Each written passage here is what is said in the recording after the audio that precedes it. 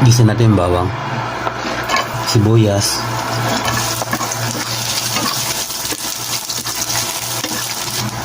lagyan natin yung kamatis,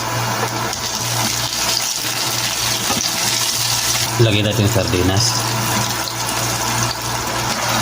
lagyan tayo tubig, paminta, asin, magic sarap, lagyan natin yung patola,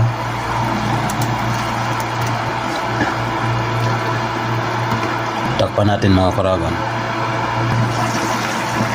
lagyan natin yung malunggay,